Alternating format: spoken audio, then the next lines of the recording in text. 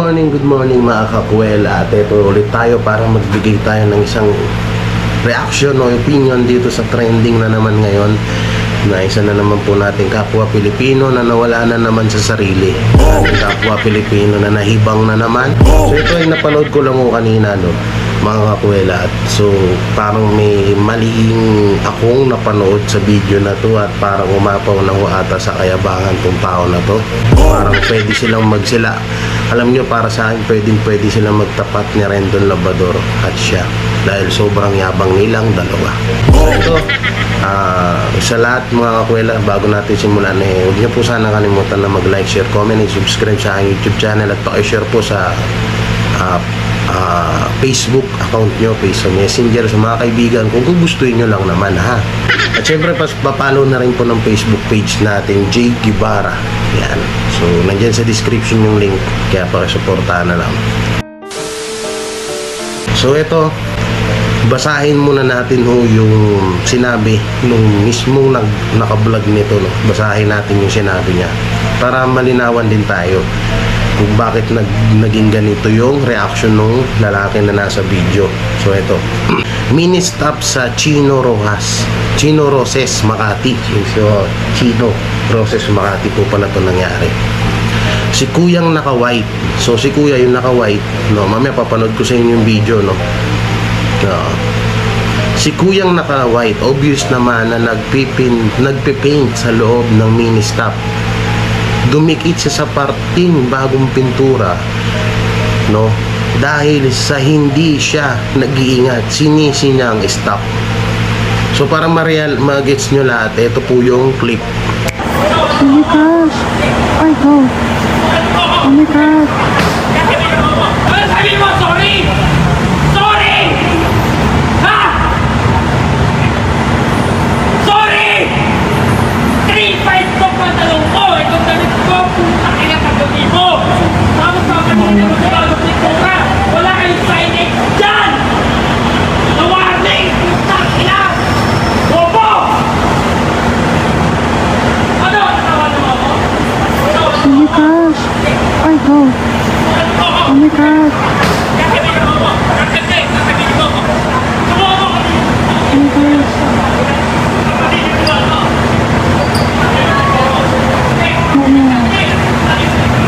Yung guard naman, nakatayo ko naman.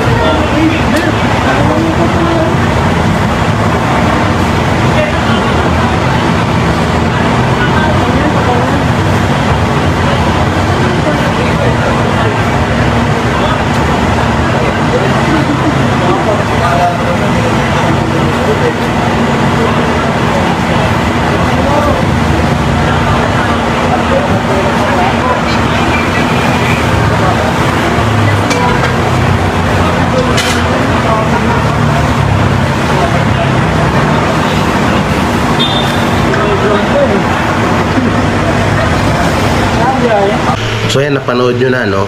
So una-una, kung nanonood ka, manginayupak ka. Kasi napanood ko dun na pinagyayabang niya yung pantalon niya 4,000, yung damit niya ay 3,500. Sa pakialam namin, ang point ko dito, no, ang pinupunto ko dito, pag gusto kong may parating sa'yo, mas mahalaga na pala sa'yo yung bagay na yung material na bagay katulad ng damit, no, kaysa dun sa ginawa mo sa stop na sa tao, dun sa malinis naman yung malinis ang konsensya at nag-sorry naman sa'yo. Minsan nagigigil ako sa mga ganitong pag-iisip ng kapwa natin Pilipino. Mahalaga pa pala sa kanya yun. Nakikita mo naman na may nagpipintura dun sa loob, at masisisihin yung tao. Sabi nga dito, obvious, ha? Obvious na naman na may nagpipintura sa loob ng mini stop. So katangahan mo na yun kung hindi mo yun nakita. Ito pa yung sabi nung sa description ng vlogger. Nakakalungkot lang isipin, ba't may mga taong ganito. Totoo, promise. Nalulungkot lang din ako, ba't may mga ganyang mindset ng tao talaga. May mga utak gamunggo yung ganyan eh. Hindi rin naman po ako perfecto, baka sabihin nyo sobra ako mga bakit perfecto ako. Hindi naman po, no. Walang perpektong tao. Ang akin lang, ba't kailangan gawin niya to sa tao, sa staff doon, na ba't yun ang sisisihin niya? Tapos gusto pa ipamuka, ito sabi ulit nung vlogger, gusto pa ipamuka sa staff yung pagkakamali niya na di siya nag-iingat. Sana wag naman pong ganun. Di po nakakayaman ng kayabangan at pagiging pabaya mo sa sarili mo, sir. Sabi, tama yung sinabi ng vlogger na to. Una-una, pumasok ka sa mini-stop. Nakita mo naman na may nagpipintura, nasa bungad lang ng pinto. Kung i-replay nyo yung video, nasa bungad lang yung nagpipintura. Ito yung mahirap sa kapwa natin Pinoy. Mas mahalaga sa kanila yung mga material na bagay kaysa dun sa kababayan nila. Gusto nilang mas ipahiya, kapalit lang naman na idamit. Doon naman dyan damit mo, pwede kang bumili ng bago. Pero yung ginawa mo doon sa tao na pagpapahiya at pananakit, hindi mo na maibabalik yun. Ginawa mo na yun eh. No? Yan ang ito yung mga nakakagigil lang minsan sa mga kababayan natin na mga Pilipino na wala na sa ayos yung mga pinagagawa. Kung napinturahan man yung damit mo, pantalon mo, katangahan mo yun. Hindi na kasalanan ng staff ng mini-staff yun. Ikaw, kung kung mapapanood mo man to, sir, sa susunod, pagpapasok ka ulit ng mga ganyan, magtingin-tingin ka rin, gala-gala mo rin yung mata mo, mamaya mauntog ka. Posible hindi niya kasi nakita, guys, nasa harapan mismo yung nagpipintura, nandun mismo sa bungad yung nagpipintura. So parang diba, nakakapagtaka.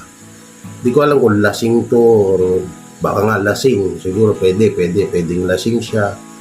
Pero ang alak nilalagay sa tiyan, hindi sa utak, ha. Yan ang hirap sa atin minsan eh. Yan ang mga ganyan, porket mayaman ka, nagtatrabaho yung trabahador lang yung tao, gaganyan-ganyanin mo na. Di porket 4,000 yung pantalon mo, manghahamak ka ng kapwa mo. Di porket 3,500 yung damit mo, kaya mananakit ka ng ibang tao. Hindi ganun, huwag ganun. Nanggigigil ako sa mga ganito yun. Ako hindi naman ako perfecto na tao, pero kahit pa paano naman may galang ako sa sarili ko at may galang din ako sa kapwa ko. Kung gusto mong, eto sir, makinig ka sa akin. Kung gusto mong respetuhin ka ng ibang tao, respetuhin mo muna sila. Kung gusto mong tingin sila ng mga tao ay respeto ka, respetuhin mo muna din sila. Kung porket mamahal yung pantalon at shirt mo, kala mo kung sino ka na. Huwag ganun. Napakapangit na ugali mo yan, no? Buti na lang may nag-video. Sana yung video na yan at salamat sa iyo kasi nakapanood namin at ngayon nagka-content din ako. Hindi naman, siyempre masakit sa atin na may ganito. Mali naman kasi.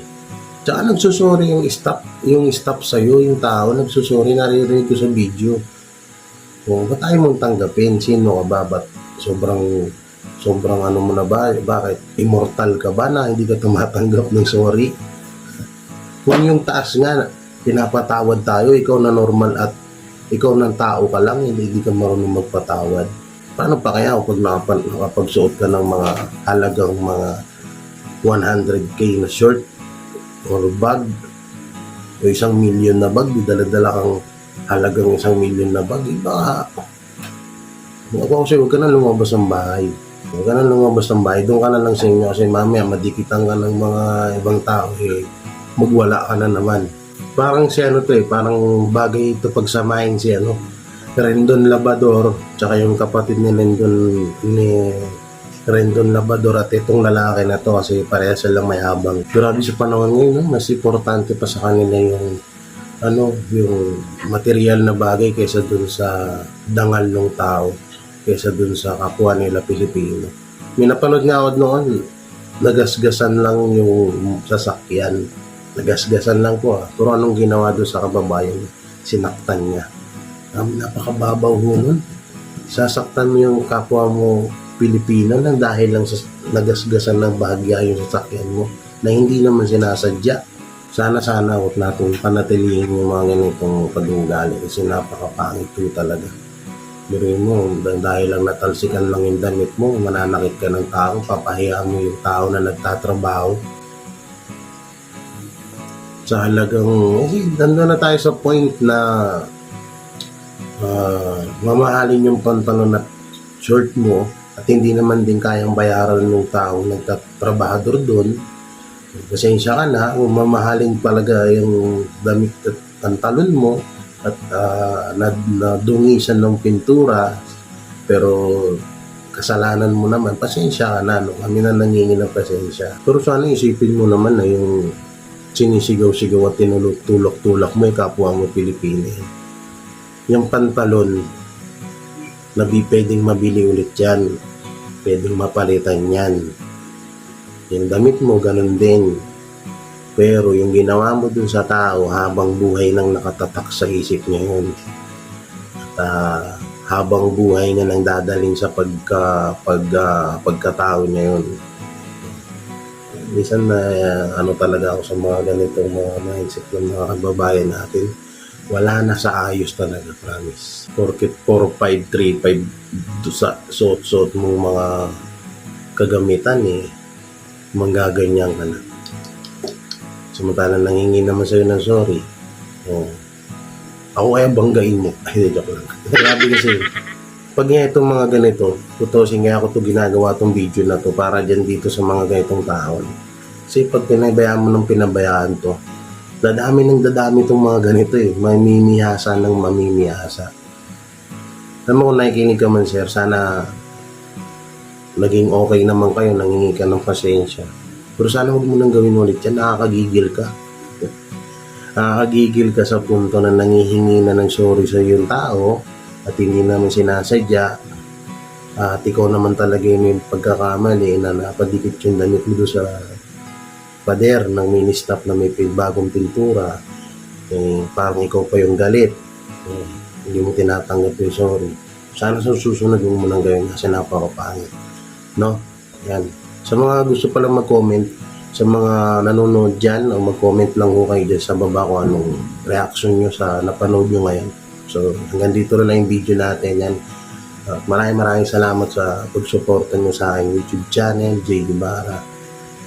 Sa buong Kuwela family, hindi sa description yung kanilang mga links para supportahan nito.